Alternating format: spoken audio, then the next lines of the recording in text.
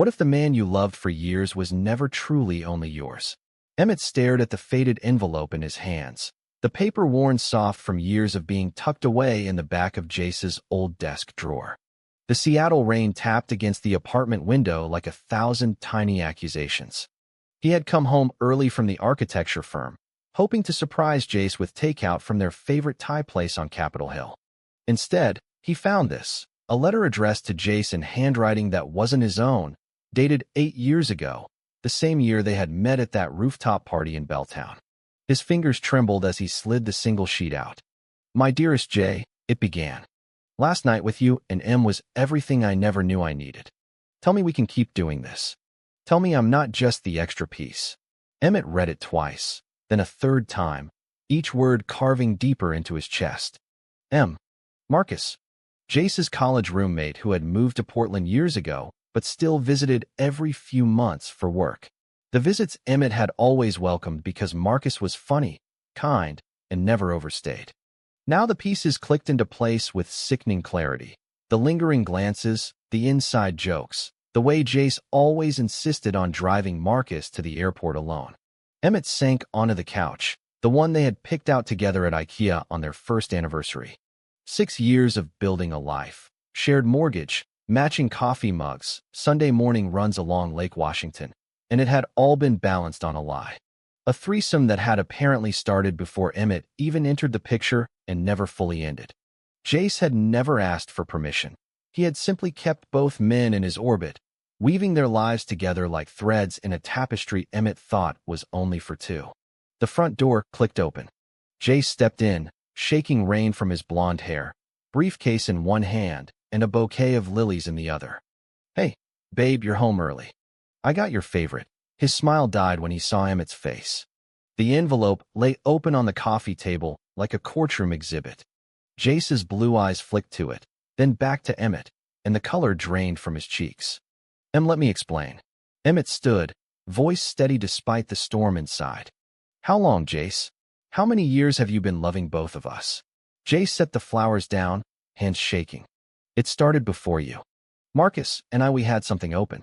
When I met you, I thought I could close that chapter, but it never quite worked. We never stopped caring. The three of us, it just happened naturally.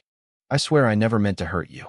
Emmett laughed, a hollow sound that echoed off the exposed brick walls. "Naturally? You hid letters, deleted texts, made me believe we were building something real while you kept another man in your bed every time he flew up from Portland. That's not natural, Jace. That's a secret life." The argument stretched into the night. Jace cried, begged, offered to call Marcus right then and end it forever. Emmett listened, but every word felt like another brick in the wall rising between them. By midnight, he packed a suitcase and drove to his sister's house in Bellevue, the city lights blurring through tears he refused to let fall until he was alone. That night, lying on her guest bed, Emmett replayed every memory. The way Jace had introduced him to Marcus at a barbecue, how the three of them had laughed until dawn. Had Marcus known the whole time that Emmett was the one kept in the dark? Had they pitted him? The thought burned hotter than the betrayal itself. Morning brought no relief. His phone buzzed with texts from Jace. "Please come home. I love you. Only you." But Emmett silenced it. At 32, he had thought he finally understood who he was, a gay man building a stable life in a city that accepted him. Now that identity felt cracked, like the foundation of their apartment building after an earthquake. He called in sick to work, sat on his sister's porch, and stared at the gray sky, wondering how he had missed the signs for 6 full years.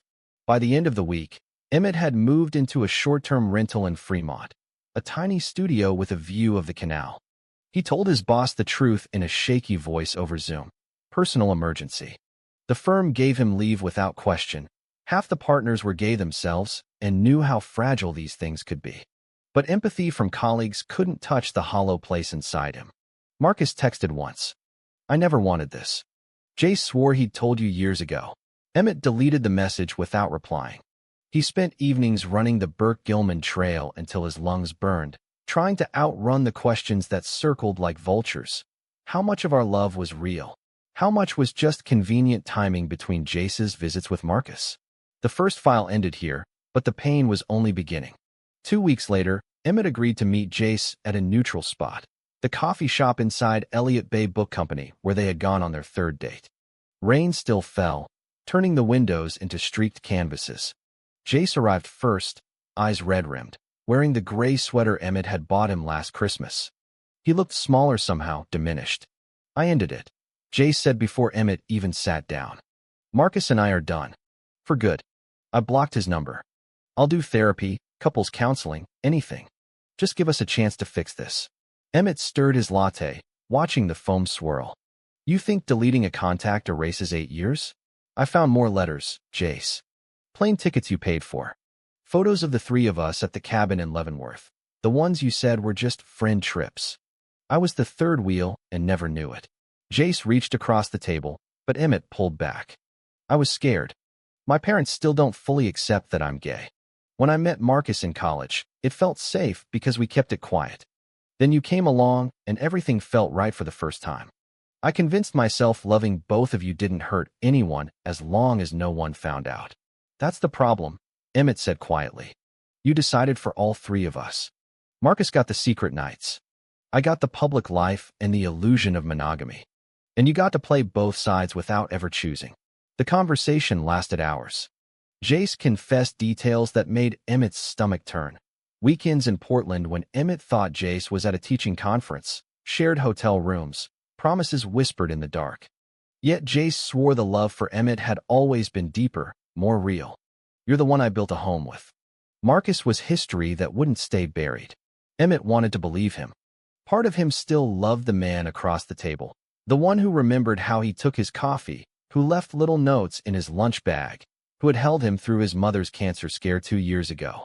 But trust was gone, shattered like the glass ornament they had bought together at the Christmas market. That night, alone in the studio, Emmett opened his laptop and started writing. Not for anyone else, just for himself. He listed every moment he now saw differently. The way Jace's phone always faced down, the unexplained absences, the sudden tension whenever Marcus's name came up. Writing helped, but it also forced him to confront the deeper fear. Maybe he had chosen to ignore the red flags because being loved, even imperfectly, felt better than being alone. His sister, Lauren, drove over with Thai food and a bottle of wine. "You don't owe him forgiveness," she said. "But you owe yourself the truth. Who are you without him?" Emmett didn't have an answer yet. He only knew the man he had been. The one who planned Sunday brunches and dreamed of adopting a dog. Felt like a stranger now. Work slowly pulled him back. At the firm, he threw himself into redesigning a community center in South Seattle, pouring the ache into clean lines and open spaces. Colleagues noticed the change, but didn't pry.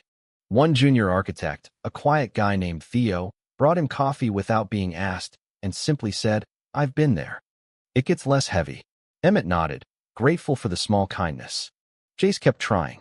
Flowers arrived at the studio. A handwritten letter slid under the door. Emmett read them all, then stored them in a box he labeled evidence. He wasn't ready to burn the past, but he wasn't ready to reopen it either. The flashbacks hit hardest on quiet evenings. Emmett remembered the first time he met Jace, that rooftop party with fairy lights strung across the skyline. The way Jace's laugh had cut through the music like sunlight. He had been 26, freshly out to his conservative Midwestern family, terrified but hopeful. Jace, 28, and already teaching high school history, had seemed so sure of himself. Their first kiss on the ferry to Bainbridge Island still tasted like salt air and possibility. Now those memories were tainted. Had Marcus been waiting in Portland even then, texting Jace goodnight while Emmett fell asleep in his arms? The uncertainty poisoned everything. He drove to Portland one rainy Saturday, not to confront Marcus, but to see the city through new eyes.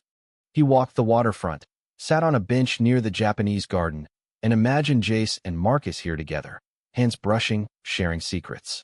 The pain was quieter now, more like a bruise than an open wound. Back in Seattle, he finally agreed to one more conversation, this time with a therapist present via video.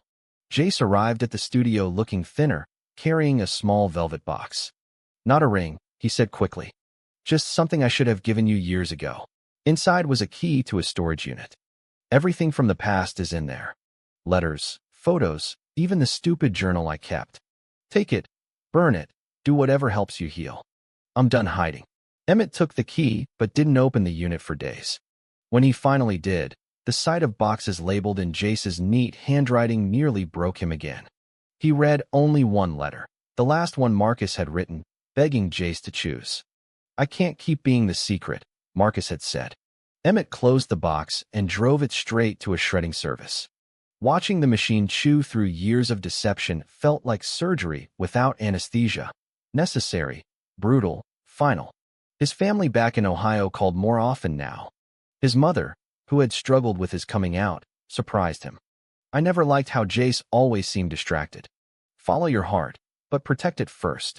For the first time, Emmett felt seen by the people who had once made him hide. At work, the community center project won a local award. Theo took him out for celebratory drinks, and for the first time in months, Emmett laughed without forcing it.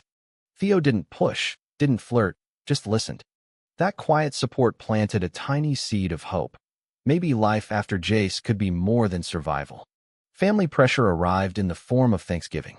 Emmett flew home to Ohio, where his father still referred to Jace as that guy, and his aunts asked pointed questions about settling down with a nice girl.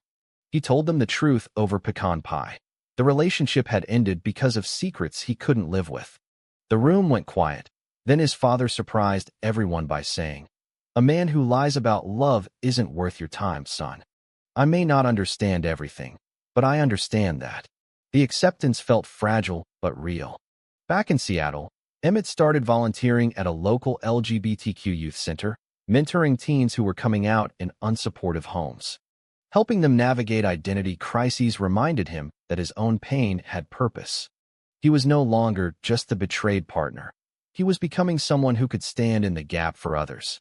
Jace showed up at the youth center one evening, volunteering too. "I'm trying to be better," he said quietly during a break. "Not for you, for me." Emmett appreciated the honesty but kept distance. They worked side by side sorting donations, polite and careful, like strangers who once shared a life. Marcus reached out one final time through a mutual friend. "I'm sorry. I should have walked away the day I realized you didn't know." Emmett replied with a single message. "I forgive you. I just can't forgive the situation." It wasn't closure, but it was peace. Winter settled over the city.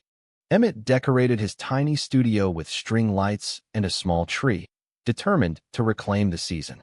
He started running half marathons, joined a gay men's book club, and slowly rebuilt the parts of himself he had lost trying to be enough for Jace.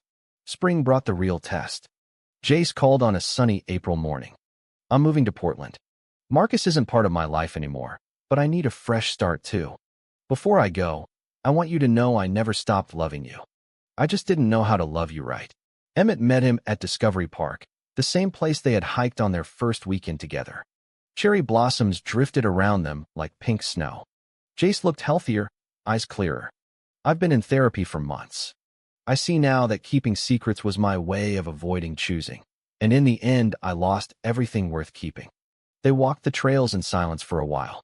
Emmett finally spoke. "I spent 6 years thinking I was building forever, learning it was built on half-truths that changed how I see love. I don't hate you, Jace, but I can't trust you, and without trust there's no us." Jace nodded, tears catching the sunlight. "I understand. I just needed to say goodbye properly." They hugged once, a long, careful embrace that felt like releasing a balloon into the sky. When Jace walked away toward the parking lot, Emmett stayed on the bluff overlooking Puget Sound, watching ferries cut white lines across the blue water. The ache was still there, but it no longer owned him. That evening, Theo invited him to a group hike on Mt. Rainier. Among new friends, laughing under the endless sky, Emmett felt something shift. He wasn't healed, but he was healing. Summer arrived warm and forgiving. Emmett closed on a small condo in Ballard with a tiny balcony overlooking the locks. He adopted a rescue dog named Atlas, a goofy lab mix who reminded him that unconditional love didn't have to be complicated. Work promoted him to senior designer, and the community center he had redesigned opened to glowing reviews. One evening he sat on the balcony with Atlas at his feet, watching boats pass. He thought about the man he had been, the one who had ignored red flags because loneliness scared him more than lies. He thought about Jace, now living in Portland and apparently thriving in therapy, and a new teaching job. And he thought about Marcus, who had faded into the past like an old photograph. Emmett no longer asked, "What if?" He asked, "What now?" The answer came in small, steady steps. Honest friendships, boundaries that protected his peace, and a growing belief that he deserved a love that didn't require hiding pieces of itself. He still carried the scar, but scars were proof he had survived. The threesome that had lasted years was no longer his story. It was simply a chapter that had ended. His new chapter was written in daylight, with clear eyes and an open heart. Sometimes, late at night, he would remember the question that started everything. What if the man you loved for years was never truly only yours? Now he had the answer. Then you learned to love yourself first, fiercely, completely, without apology. And that love, finally, was enough. After everything, I realized this story isn't really about betrayal or forgiveness. It's about how we sometimes accept half a love because we fear none at all. Emmett's journey showed me that real growth begins the moment we stop rewriting someone else's lies into our own truth. We can't control who hides pieces of themselves, but we can choose to stop dimming our own light to accommodate the darkness. The hardest lesson, and the most freeing, is learning that walking away isn't failure. It's the bravest kind of self-respect.